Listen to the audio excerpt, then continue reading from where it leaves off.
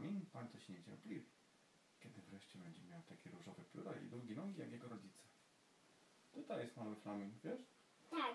I duża Flamin też. Tak, mama i tata Flamin, tak? Mała Flamin jest biały. Tak, a mama i tata? Flamin to gdzieś. Ktoś zjadł Flamin? Tutaj, tak, mama tak? Dziedziownica gdzie? Krzyżownicę chyba zje, tak? Od Tak. mamy tutaj, tak. Tata też tu jest tutaj. Nie, chyba nie. Tata nie jest dziedziownica. Nie, to jest tata i mama, a tu mały Flamin zje dżownicę. Tak? Tak.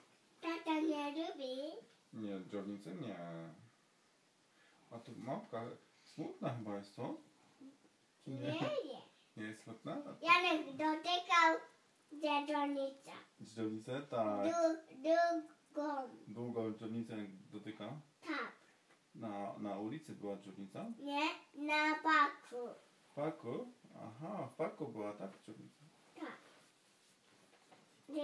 Dziedziownica spał. Spała. A kto był? Akira też był, czy nie? Tak. Akira też dotykał? Edward i Ken. A kto I dotykał? Michał i Janek i mama Aha. A i Harutan też. Aha. A kto dotykał dżownicę? Tylko Janek? Janek i Tylko Janek? Janek.